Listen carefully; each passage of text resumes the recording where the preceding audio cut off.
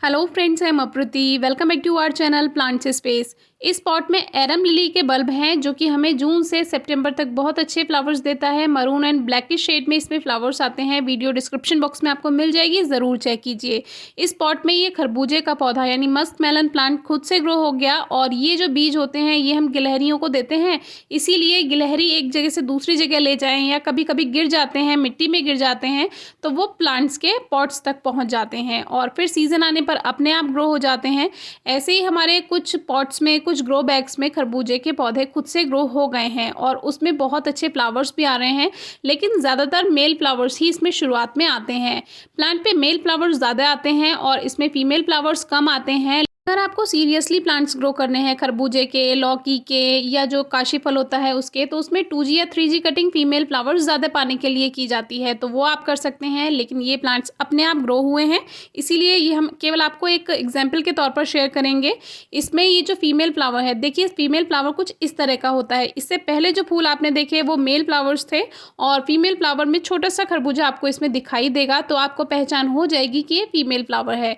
अब इसमें hand pollination भी आप कर सकते हैं। वैसे तो इनके पास फूलों के पौधे लगा दें तो जो पॉलिनेटर्स होते हैं, मधुमक्खियाँ, तितलियाँ, वो पॉलिनेशन कर देती हैं।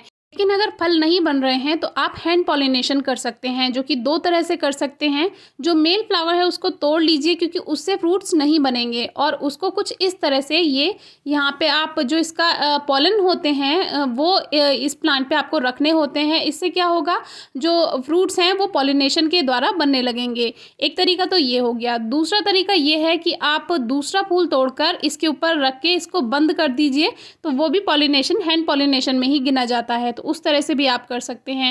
आप कैसे पता करेंगे कि पॉलिनेशन नहीं हो रहा है या हो रहा है, तो वो ऐसे पता चलेगा जब फूल झड़ जाएं, यानी कि जो फीमेल फ्लावर है अगर वो झड़ गया है बिना उसमें फ्रूट्स बने, तो इसका मतलब है या तो उसमें मिट्टी में बहुत ज़्यादा नमी है या बहुत ज़्यादा ड्राइनेस है, आप पानी ज़्यादा दे रहे हैं या बहुत कम दे रहे हैं, या खाद की मात्रा आप बहुत ज़्यादा दे रहे हैं या बहुत कम खाद मिट्टी में है। तो ये जो 4 रीजंस हैं, 4 कारण, ये तो मेन है। बाकी एक रीज़न इसका ये भी होता है फूल झड़ने का कि पॉलिनेशन नहीं हुआ है, क्योंकि पॉलिनेशन जब नहीं होगा तो प्लांट्स पे फ्रूटिंग नहीं होगी, उसमें फल नहीं बनेंगे। फूल जो आएगा वो उसके फीमेल फ्लावर के साथ ही वो फूल झड़ जाएगा। अब देखिए ये अलामांडा का ग्रो बैग है, इसमें भी ये प्लांट खुद से ग्रो हुआ, हमने आने दिया क्योंकि हमें एक बार की फ्रूटिंग तो इसमें मिल ही जाएगी। और लीव्स आप देख सकते हैं एकदम हेल्दी हैं, प्लांट हेल्दी है। और आप लास्ट ईयर की वीडियो भी चेक कर सकते हैं। एक तरबूज भी हमारे गार्डन में आया था, एक खरबूजा भी आया था, एक लौकी भी आई थी, उसके बारे में वीडियो हमने ऑलरेडी शेयर की हुई है, आप चेक कर सकते हैं। और ये इस तरह से आए हैं कि हमने इनको ग्रो नहीं भी किया, अपने आप ही आ गए। तो कभी कभी मेहनत करने के बाद भी आपको फल नहीं मिलता है और कभी कभी बिना मेहनत के ही आपको बहुत अच्छा फल मिल जाता है। तो जो हमने हैंड पॉलिनेशन किया था वो सक्सेसफुल रहा, लेकिन जो इसके आसपास दूसरे फीमेल फ्लावर थे वो नहीं बन पाए, वो येलो हो गए। ऐसा इसलिए क्योंकि छोटा सा तो ये ग्रो बैग है और फिर जो प्लांट है वो अपनी पूरी एनर्जी दे रहा है एक ही फ्रूट को बनाने में। तो छोटे ग्रो बैग्स में ऐसा ही हो जाता है, या कम जगह प्लांट्स में है, पॉट्स में है तब, क्योंकि ये कनेर का ग्रो बैग है और कनेर में पूरी जगह इसने ग्रो बैग में कनेर ने ही घेर रखी है, फिर भी ये बेल चल रही थी। तो जितना इसका पोषण है, जितनी इसकी एनर्जी है, उससे ये एक फ्रूट ही बना पाया। फिलहाल के लिए हमने उसको एक कपड़े से कवर कर दिया था, धागे से बांध दिया था, हल्का सा लूज थोड़ा।